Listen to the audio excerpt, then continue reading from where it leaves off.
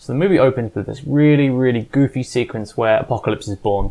To me, it felt more like something you'd see in a Brendan Fraser Mummy film, not a Bryan Singer X-Men movie. There's that really cheesy CGI, the liquid flowing from old Apocalypse into Oscar Isaac's character, and the really shitty looking crossfade into the new version of Apocalypse. It just looks so bad for such an expensive movie.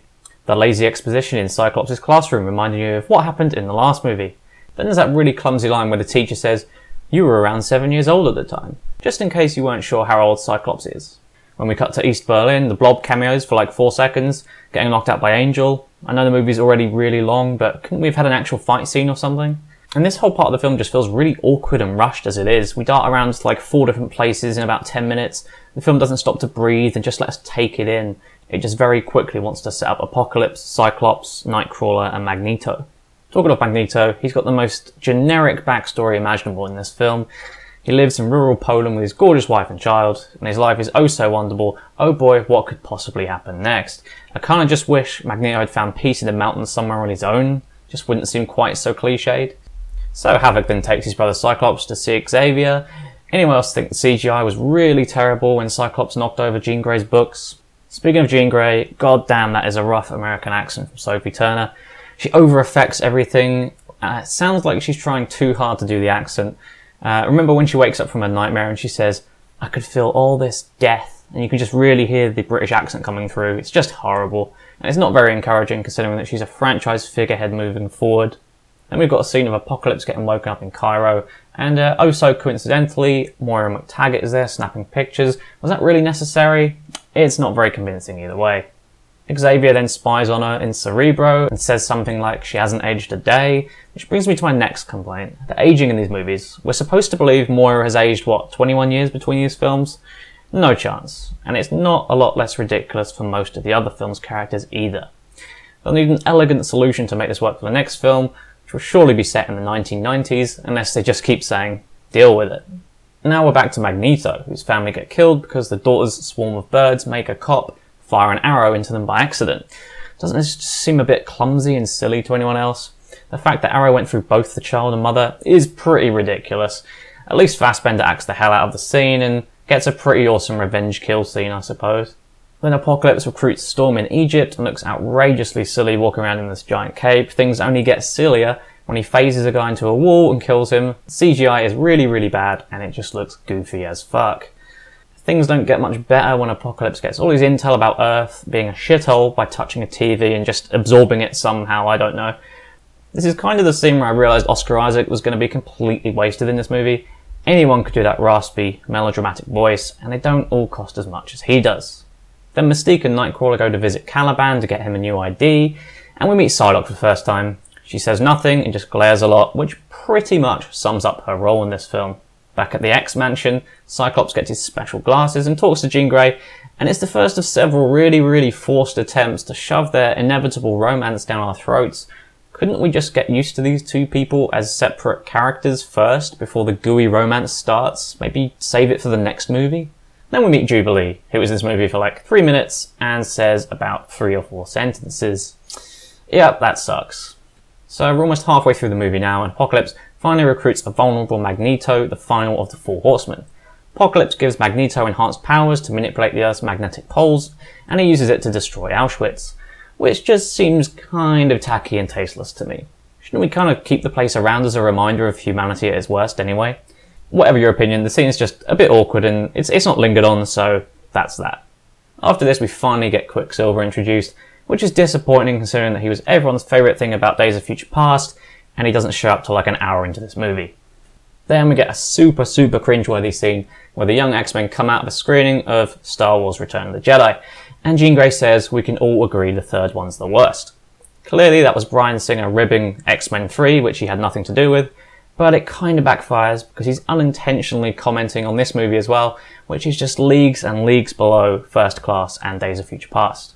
Mystique then talks to Xavier about how much humanity hates mutants, which is a rather lame explanation for why Mystique looks like Jennifer Lawrence for most of the movie and hasn't turned blue when the movie's already half done. It's well known that Jennifer Lawrence asks the filmmakers to give her as few blue Mystique scenes as possible, and this is the really flimsy explanation. So Apocalypse takes control of Cerebro next, and we get a really cool scene of him making every country on Earth fire their nukes into orbit. I mean, I know the guy finds nuclear weapons crude and gross, but wouldn't it have made more sense for him to fire the nukes at other countries, or even just fire them back down to Earth? I mean, it would instantly wipe out most of his enemies. Xavier tells Havoc to destroy Cerebro, and he does this stupid thing of running headlong at Apocalypse, which ends up setting off a bomb that was somehow placed in the X-Mansion by Apocalypse. It's kind of silly, but at least we get a really cool Quicksilver scene out of it, even if Havoc's death is totally glossed over and has almost zero emotional impact because he's such a minor character in his movies. Considering how little Beast actually does in this film, he could have died and it would have been a lot more meaningful because at least he meant something in the previous two films. Check your watches, folks. It's 75 minutes into the movie before Mystique turns blue for the first time, and she just stands around outside the X-Mansion doing nothing for maybe 20 seconds. Now a bunch of the mutants end up at the Weapon X facility, resulting in a quite blatantly pointless chunk of the movie, set up solely for an admittedly pretty cool Wolverine cameo. Still, did we really need all that padding devoted to a 3-minute Hugh Jackman appearance? I don't think so. At this point, we're deep into the third act of the movie. It's got about 30 minutes left, and we still haven't really seen Psylocke, Storm, or Mystique do anything of mention. It then turns out Apocalypse wants to transfer himself into Xavier's body, which is just really generic and silly as far as comic book villain schemes go. At least it provides an easy explanation for why Xavier loses his hair. I guess that's the good thing we got out of that. So, the final battle. There's a shit ton of CGI buildings getting destroyed. Mostly grey colours everywhere, it looks very drab, and Mystique finally turns blue, but spends most of the fight just standing around with Magneto anyway, so it's kind of pointless. Hey, Storm and Psylocke finally get to do something, but it's over all too quickly and makes them feel mostly unnecessary. Psylocke cuts a car in half, fights Beast, then dives off a plane and walks off into the sunset, while Storm fires a few lightning bolts and then helps kill Apocalypse. It's really underwhelming. Oh, and you know how they set up a big moment between Quicksilver and Magneto? Mentioning it in several scenes, well, Quicksilver doesn't even confront his dad, so the whole thing's just going to be dragged out for a third movie. Great. And then we get the fight on the astral plane between Apocalypse and Xavier. It's kind of cool, but it just feels like a cop-out and an apology for the real-life Apocalypse being so small in stature. We only ever see him grow giant in this sequence because doing it in the rest of the movie would make him seem too overpowered, and the filmmakers clearly weren't up to the challenge of figuring this out, so they took the laziest route possible. So Magneto turns good again and helps kill Apocalypse, just as everyone knew he would, but strangely everyone seems totally okay with the fact he killed a shit ton of people while helping Apocalypse. Yep, I get it, he was brainwashed, but it's jarring that the X-Men aren't even slightly apprehensive about being best buds with him now, especially Xavier of all people. Oh yeah, and killing Apocalypse apparently for good. What was all that about? I mean, I hoped we'd get a tease that he'd reform in the future, but it honestly just seemed like that's it for the character, which is really fucking unfortunate considering how awesome he can be, potentially anyway. So we get this cathartic wrap-up where Charles restores Moira's memories, and she seems strangely not creeped out by this, which just didn't sit well with me at all.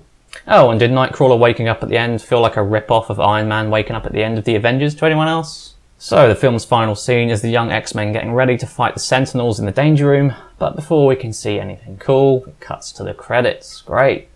And finally, it's cool that the post-credits scene teased Mr. Sinister and everything, but wasn't it pretty inconsequential overall, considering that 8-minute wait of sitting through those credits? I mean, it's not Howard the Duck levels of uselessness, but it's still kind of frustrating. Thanks for watching, and I'll be here from dusk till dawn.